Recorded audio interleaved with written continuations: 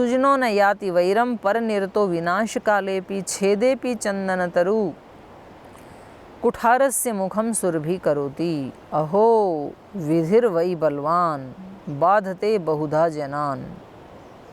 और वो क्या सोचते हैं, अहो विधिर वही बलवान, वो कहते हैं भाई इसमें इनका क्या दोष, ये तो मेरे भाग्य का दोष। और भाग्य बड़ा बलवान होता है। विधि मतलब होनहार भी कहते हैं इसको, कि जो होने वाला है वो बड़ा बलवान होता है। कुछ लोग बोलते हैं समय बड़ा बलवान होता है, कौन सा समय क्या करवा दे किसी का वश नहीं चलता है। तो ये समय कहें, विधि कहें, भाग्य कहें, उसको नाम कुछ भी दें, लेकिन वो हमारा किया हुआ कर्माशय ही है, जो हमने कभी ना कभी किया था। इस जन्म में, पिछले जन्म में, उससे पिछले जन्म में, 100 जन्म पहले, 1000 जन्म पहले, लाखों जन्म पहले, कभी ना कभी तो किया था। तो जब हमारे सामने इस तरह की सिचुएशन आती है, तो जो धार्मिक पुरुष है, तो धर्म का पहला लक्षण है धैर्य। वो सबसे पहले धीरज धारण करता है। वो कहता है कि भाई ये कोई विधि का विधान है और उसको टाला नहीं जा सकता है कभी भी। विधि का विधान जो होता है वो अटल होता है। अहो विधिर वही बलवान, अरे ये विधि का विधान बड़ा बलवान है। बाधते बहुधा जनान, और ये हमने देखा है कि ये अच्छे लोगों को भी बाध लेता है, क्योंकि ये अच्छाई तो इस जन्म की दिख रही है। पीछे जन्म का क्या क्या साथ हम लेके चल रहे हैं ये स्वयं हम भी नहीं जानते हैं, तो दूसरा तो कौन जान पाएगा। तो कई बार आज जो बुरा आचरण कर रहे हैं और तो भी वो सुखी हैं, तो ज़रूर उन्होंने पिछले जन्म में कोई ना कोई बहुत अच्छे पुण्य किए होंगे, ऐसे नहीं मिलता है। और जो व्यक्ति आज बहुत पुण्य कर रहा है और तो भी वो परेशान दिखाई दे रहा है, तो ज़रूर कोई ना कोई पिछले जन्म का उसका कोई बैंक बैलेंस बचा होगा, तो उसको पूर्ण हो जाएंगे हम उसको भुगत करके। तो ये कैसे सोच रहे हैं, अहो विधिर वही बलवान बाधते बहुधा जनान सर्व संग विहीनोपि बाध्यते न तो दुरात्मना। कह रहे हैं जो सब प्रकार से संग रहित है, उसे भी जो दुरात्मा हैं वो तो सताया ही करते हैं। माने जो पूर्ण अनासक्त है, उसको संसार से कोई राग द्वेष नहीं है, साधु है, अपना भजन कर रहा है, जितना हो सके लोगों की भलाई करता है, लेकिन दुष्ट लोग तो उसको भी नहीं जीने देते हैं। तो ये तो विधान है विधि का कि भाई परीक्षा जितना जितना वो आगे बढ़ते जाएं, उतनी उतनी उनकी परीक्षा लेते जाओ। तो कभी तो ये मुझे लगता है कि भगवान जी ही शायद ऐसा विधान कर देते हैं कि चलो इसकी टेस्टिंग कर लेते हैं। ये अपने मन में ऐसे मान बैठा है कि मैं प्रभु का भक्त हूँ, मैं उसके शरणागत हूँ, तो ज़रा इसकी टेस्टिंग तो करें इसकी शरणागति की कि कितना दमखम है। तो यदि वो विचलित हो गया तो उसको वो ट्रेनिंग दोबारा करनी पड़ेगी। फिर उसको दोबारा वही सिचुएशंस में भगवान डालेगा। मनुष्य बदल जाएंगे, उसको तो उस मनुष्य को वो छोड़ के भाग आएगा, लेकिन आगे उसको वही मनुष्य मिलेगा। इसलिए व्यक्ति को शांतिपूर्वक, धैर्यपूर्वक यही सोचना चाहिए कि जिस व्यक्ति के साथ मैं उलझ रहा हूँ, अगर मैंने मान लीजिए एक समय के लिए, थोड़ी देर के लिए मैंने इसको परास्त भी कर दिया और मैंने विजय प्राप्त भी कर ली, तो भी मेरा संस्कार तो नहीं मिटा। तो इस एक व्यक्ति से मैं पीछा छुड़ाऊंगा, यहाँ से भागूंगा या इसको परास्त करूंगा, तो दूसरा और मिलेगा। एक राम को मैंने परास्त किया तो दूसरा राम मिलेगा, दूसरा श्याम मिलेगा, मोहन मिलेगा, कृष्ण मिलेगा। एक किसी बहन को हमने परास्त किया तो कोई दूसरी मिलेगी, तीसरी मिलेगी, चौथी मिलेगी। तो क्यों ना मैं अपने अंदर वाले सिस्टम को ही ठीक कर लूँ, तो फिर एक क्या 1000 मिले ऐसे, तो सदा सदा के लिए समाप्ति हो जाएगी, बाधा ही समाप्त, सदा काल के लिए समाप्त हो जाएगी। तो इसलिए वो ऐसे खुले मैदान में ही जाता है। और बाई चांस उस दिन उसके साथ सामने कोई कुत्ता आ जाए, कोई बिल्ली आ जाए, तो फिर वो बहुत कोसता है, फिर वो उसको मारता है, उस कुत्ते को भगा देता है वहाँ से। और कुत्ता बेचारा, क्योंकि कुत्ता तो कुत्ता है, तो वो पिट करके बेचारा भाग जाता है। तो इसको लगता है कि बस अब बाधा रहित हो गया। आज तो कुत्ता आया था, कल बिल्ली आएगी, और कल बिल्ली को भी भगा दिया तो परसों गधा आएगा, और उसको भी भगा दिया तो घोड़ा आएगा, और उन सब को भी भगा दिया तो जिस दिन चलाओगे उस दिन रास्ते में कोई ना कोई मनुष्य आएगा, कोई बच्चा आएगा। कैसे आप निर्बाध कैसे कर सकते हैं अपने साइकिल चलाने के रोड को, कोई ना कोई तो आएगा। तो इससे अच्छा ये है कि इन सब के होते हुए भी हम ऐसा साइकिल चलाने की प्रैक्टिस कर लें कि जब वो आए तो हम बच करके निकल जाएं, तो उसको भी आनी नहीं होगी, हमारी भी गति हो जाएगी। तो ऐसे ही जीवन में भी होगा। हम सोचते हैं कि इस परिवार में ना ये लोग अच्छे नहीं हैं, इस गांव में ये लोग अच्छे नहीं हैं, इस मोहल्ले में ये लोग अच्छे नहीं हैं, मेरे साथ रहने वाले, मेरे साथ पढ़ाई करने वालों में ये लोग अच्छे नहीं हैं, तो मैं कहीं ऐसे स्थान पे जाऊं जहां इनसे पीछा छूट जाए। इनसे तो पीछा छूट जाएगा, लेकिन इनसे इरिटेट होने वाला जो मेरा स्वभाव है ये ऐसे हो जाएं, ये जो मेरी कामना है, ये मेरी कामना मेरे साथ ही चली जाती है। तो वहाँ जा कर के 5-10 दिन तो मैं निष्काम रहूँगा जब तक मेरा परिचय नहीं हुआ है, लेकिन जैसे ही वहाँ उन लोगों से मेरा परिचय होता है, मैं वहाँ भी यही कामना करने लग जाता हूँ। स्थिति वो की वही। तो ये सज्जन लोग क्या करते हैं फिर, जो आगे बढ़ने वाले हैं, ये क्या करते हैं, ये कहते हैं कि किसी भी परिस्थिति में ये संसार का रूल ही है कि जो बिल्कुल सर्वथा निष्काम है, निष्पाप है, जिसने अपने सारे दोषों को जला दिया है, जो दुरात्मा लोग हैं, वो बिना ही किसी कारण के उनको बाधा पहुंचाया ही करते हैं। उनका स्वभाव ही है बाधा पहुंचाने का। तो हमें क्या करना है, उनको बाधा पहुंचाने दो और हमें धैर्य से अपने स्वरूप में स्थित रहना है। और कभी बाई चांस हम थोड़े विचलित भी हो गए अपने स्वरूप से, तो श्रद्धेय स्वामी जी महाराज हमें रोज बताते हैं पुनः अपने स्वरूप में लौटने का अभ्यास करना है। अहो निष्कारणम लोके बाधन्ते दुर्जना जनान, धीवरः पिशुना व्याधा लोके अकारण वैरिण। तो ये कह रहे हैं कि देखो, लोक में भी ऐसा देखा जाता है, मनुष्यों में भी ऐसा देखा जाता है, जो सर्वथा संग विहीन है, जो साधु बन गए हैं, तो उनके ऊपर भी लोग कुछ ना कुछ आक्षेप तो करेंगे। मैंने देखा, ऐसे साधुओं को देखा जो बिल्कुल निष्काम निर्लेप। हमारे श्रद्धेय स्वामी सोमानंद जी महाराज थे नूरगढ़ आश्रम में, तो लोग उनको कहते थे, अच्छा उनको कोई लेना देना नहीं है, मतलब इस सदी के, इस धरती के ऊपर एक बहुत बड़े महामानव थे वो। अपने सारे मानवीय दुर्बलताओं को जीतना और इस मनुष्य शरीर में जितना पॉसिबल है उन सारी दिव्यताओं को उतारना, ये कोई छोटा काम है, और वो उन्होंने किया। तो जो थोड़ा सा भी जिसकी आत्मा में जागरूकता है, वो उनके दर्शन मात्र से उसकी सारी समस्याओं का समाधान हो जाता था। ऐसे संत थे वो। तो वो उन्होंने अपने आश्रम में, एक बार जिस आश्रम में वो बैठे, तो फिर अंतिम क्षण पर्यंत वो कभी आश्रम से बाहर नहीं निकले, आश्रम में ही रहे। तो उनको देख करके लोग कहते थे, बोले आप सन्यासी बने, आपने इतना बड़ा ये दिव्यत्व प्राप्त किया, लोगों को फ़ायदा क्या हुआ? यहाँ बैठे हैं आप झोपड़ी में, आपको बाहर जाना चाहिए, घूमना चाहिए, लोगों को प्रेरणा देनी चाहिए, लोगों को सुधारना चाहिए। तो वो बोलते थे कि भाई मैं तो यहीं ठीक हूँ, मैं सुधर जाऊँ यही बहुत है मेरे लिए, बहुत सहजता से बोलते थे। फिर दूसरी तरफ हमने स्वामी जी महाराज को देखा, अपने लिए 1 मिनट उनके पास खाने के लिए नहीं है, सोने के लिए मुश्किल से 3-4 घंटे होते हैं, अपने व्यक्तिगत किसी सुख के लिए, सुविधा के लिए कोई टाइम नहीं है। जब देखो वो दूसरों के दुख दूर करने के लिए, दूसरों के रोग दूर करने के लिए, शारीरिक, मानसिक, आर्थिक, सामाजिक, आध्यात्मिक, हमेशा सेवा में ही लगे रहते हैं।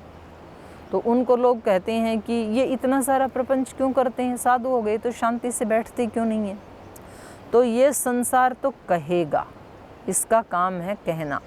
आपको देखना है कि आपको उसका प्रत्युत्तर कैसे देना है, आपको रिएक्शन कैसे करना, आपको प्रतिकार कैसे करना है, ये आपको देखना है।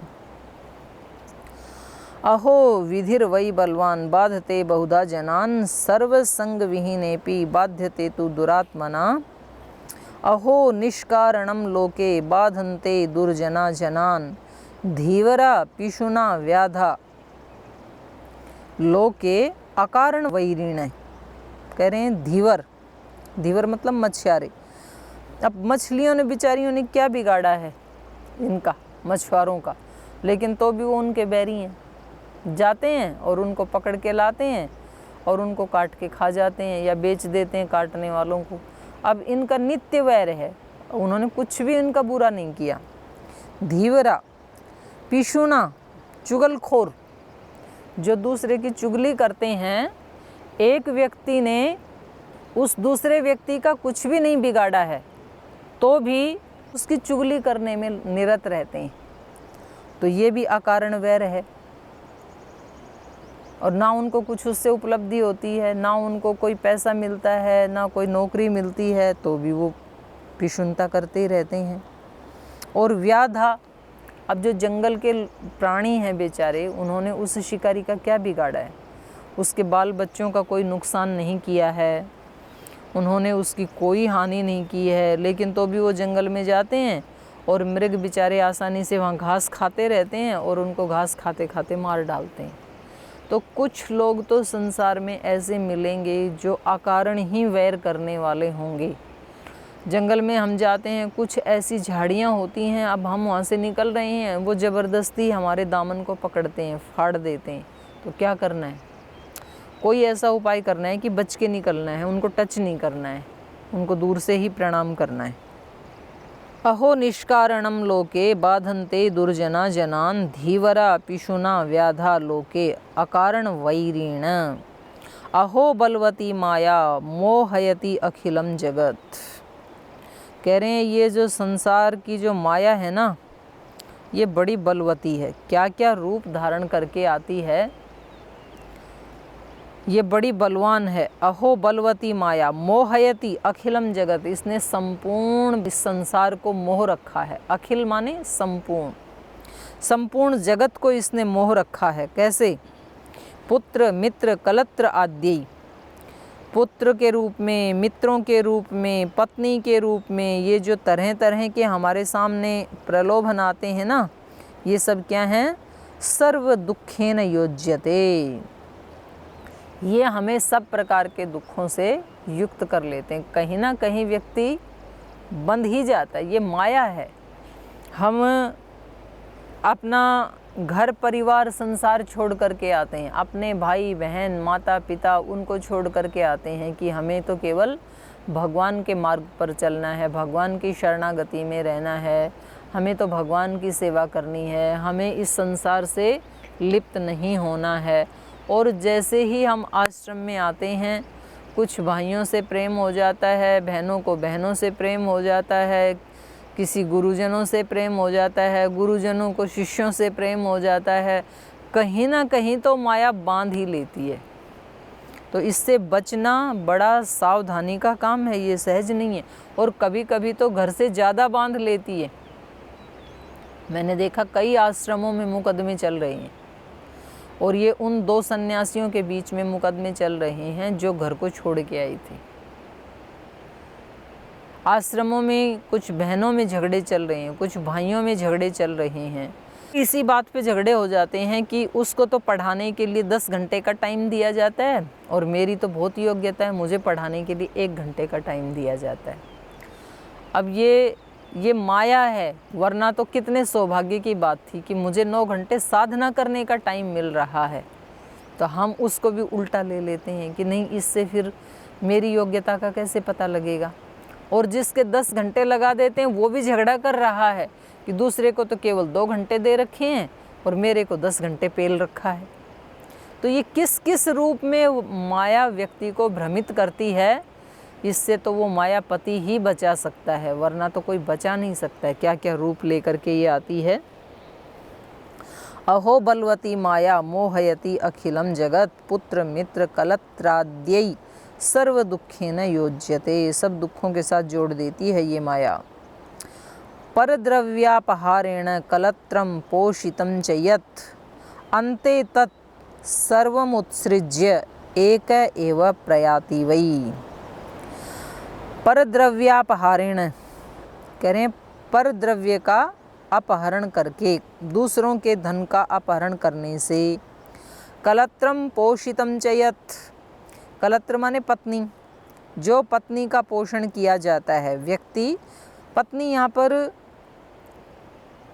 एक प्रतीक रूप है सभी रिश्तों का।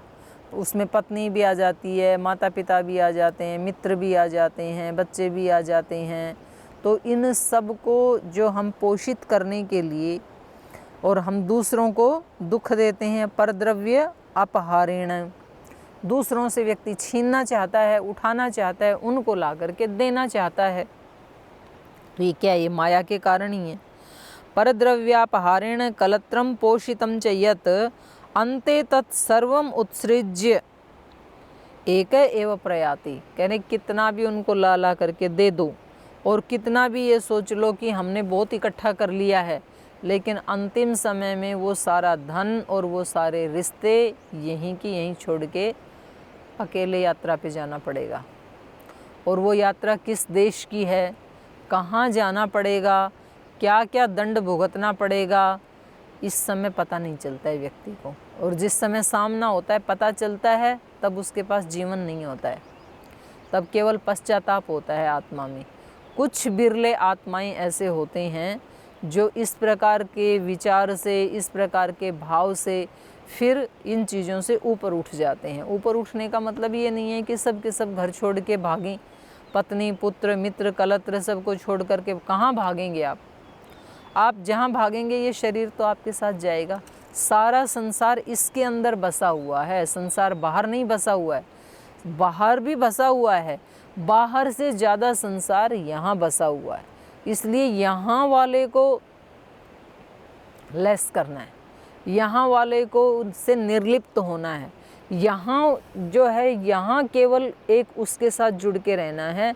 फिर आप एक भारत नहीं, आप पूरी पृथ्वी के लोगों से प्रीति करें, आप पूरी पृथ्वी के लोगों के सुख के लिए पुरुषार्थ करें। कोई माया आपको बांध नहीं पाएगी। बंधन होता है अंदर से, बाहर से नहीं होता है। बाहर तो निमित्त बनता है, वो दिखाई देता है बाहर तो ऐसी कथा एक किसी उसकी ऋषि की आती है, ये भी महात्मा बुद्ध के साथ ही जुड़ी हुई है। तो वो जो हैं अंगुलीमाल जो थे, तो वो सबकी उंगलियां काटते थे। नहीं, अंगुलीमाल का दूसरा एक और कोई व्यक्ति थे, तो वो जो है ना वहाँ से आने जाने वाले व्यक्तियों का धन हरण कर लेते थे और उसको अपने घर ले जा करके अपनी पत्नी को, माता को, बच्चों को वो सब दिया करते, धन आहरण करके। तो एक बार महात्मा बुद्ध आ गए, तो उन्होंने कहा कि भिक्षुक, जो कुछ है सब चुपचाप यहीं रख दो, आगे कदम बढ़ाने की कोशिश मत करना, नहीं तो ये मेरा फरसा देख रहे हो कैसे बिजली की तरह से चमक रहा है।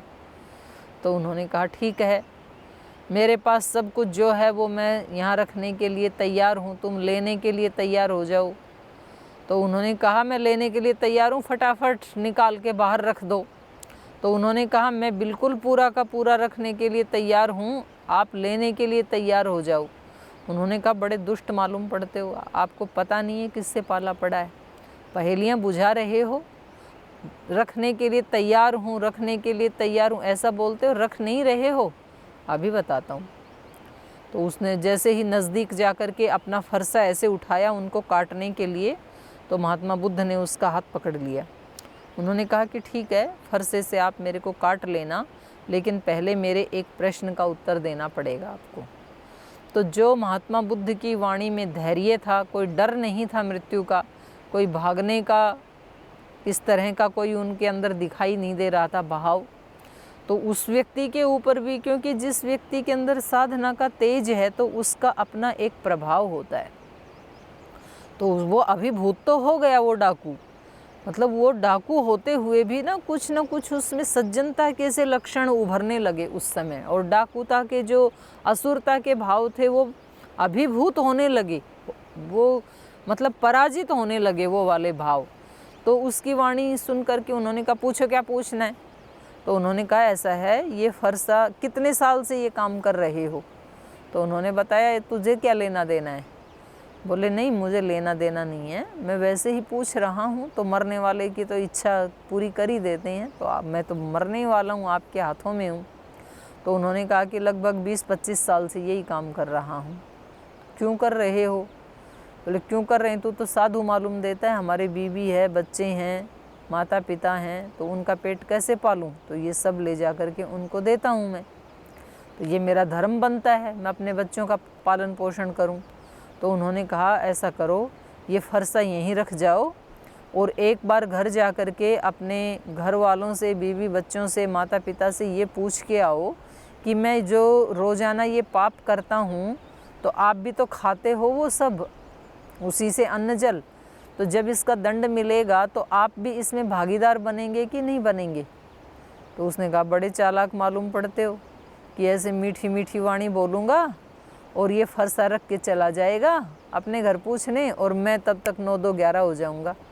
आपके जैसे बुद्धिमान बहुत आते हैं यहाँ, ये बुद्धिमत्ता के पाठ किसी और को पढ़ाना, अभी मैं आपको बताता हूँ। उन्होंने कहा देखो मैं झूठ नहीं बोल रहा हूँ, और फिर भी यदि आपको विश्वास नहीं है तो आप मुझे इस पेड़ के साथ बांध के चले जाओ, और आप आकर के स्वयं खोलोगे तो मैं खुल जाऊंगा, और यदि आप मेरे को मारोगे तो आप मेरे को बंधे बंधे ही मार देना, काट देना। मुझे तो इस शरीर से कोई लेना देना ही नहीं, इस शरीर से जो प्राप्त करना था वो मैंने कर लिया है, मेरी अब कोई अभिलाषा नहीं है, ये शरीर रहे ना रहे।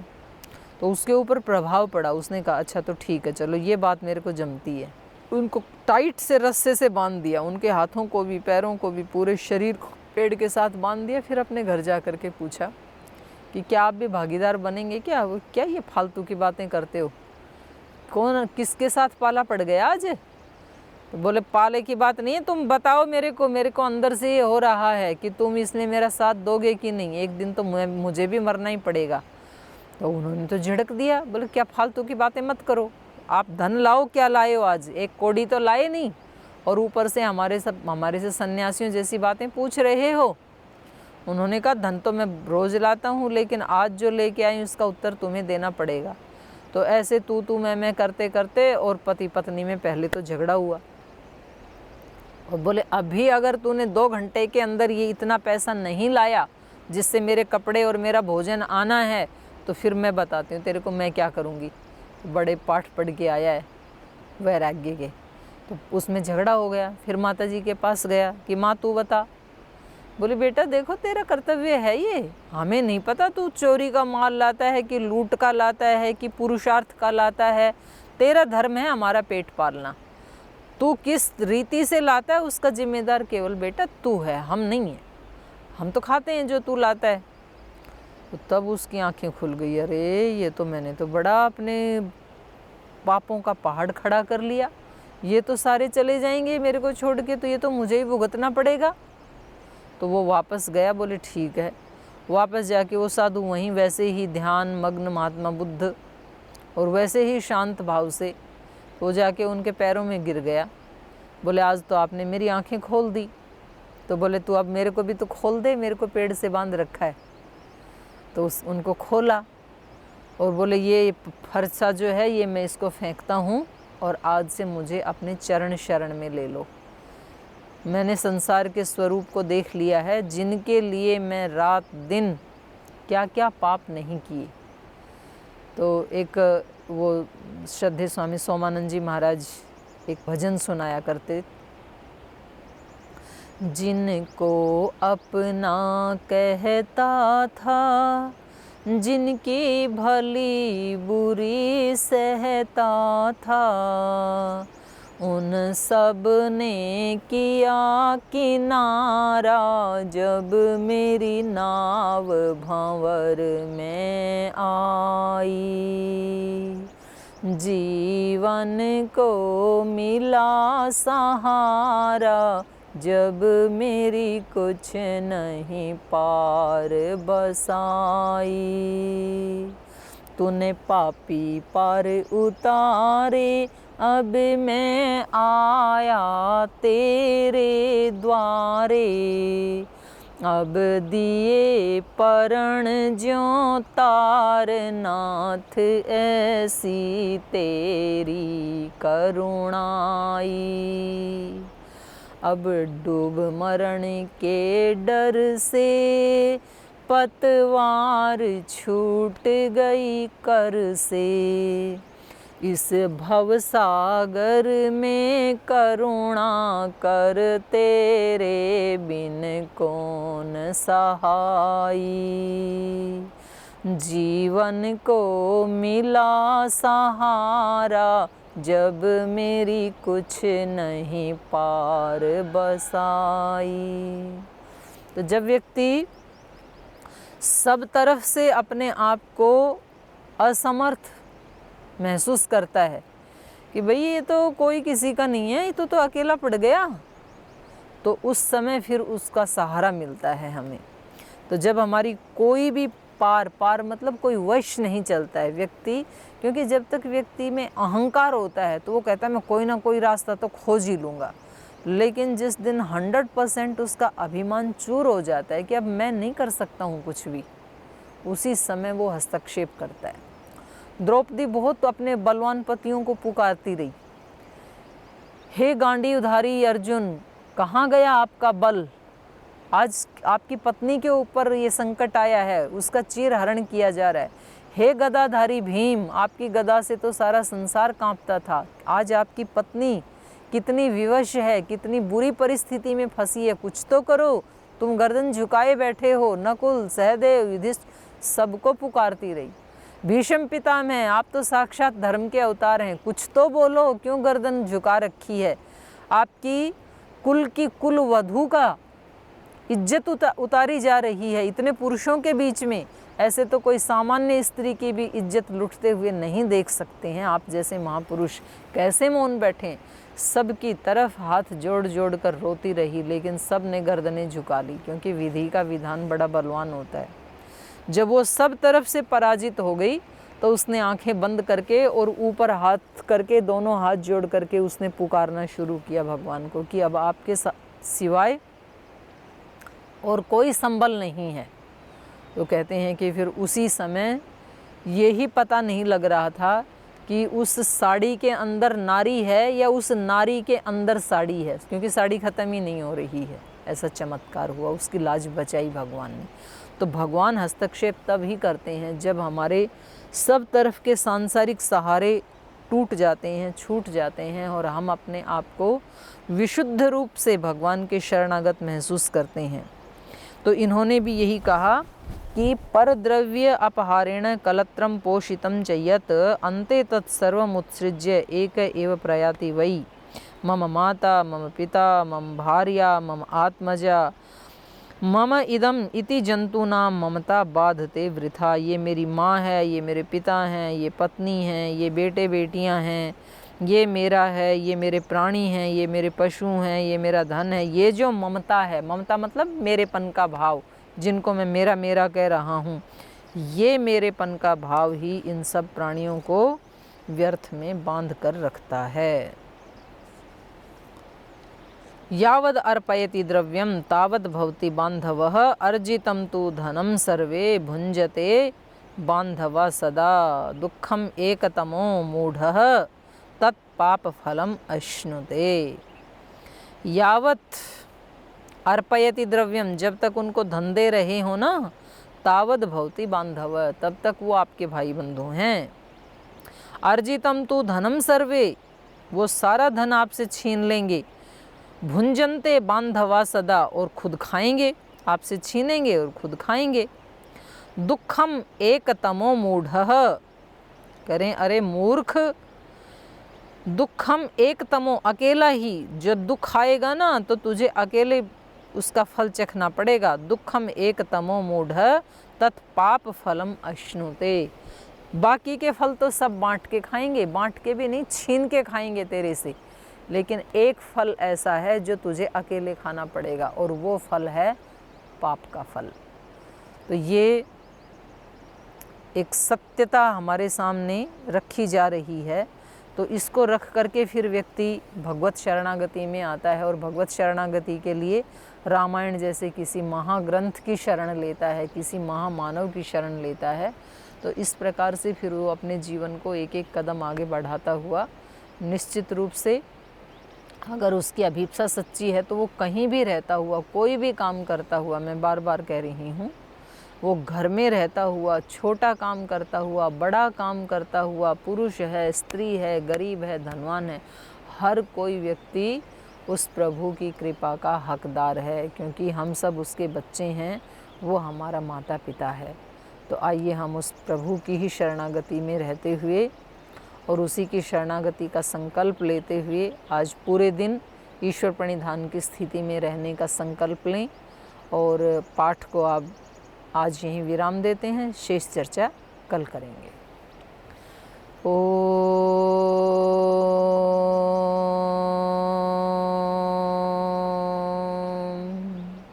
शांति शांति शांति। श्री गुरुभ्यो नमः।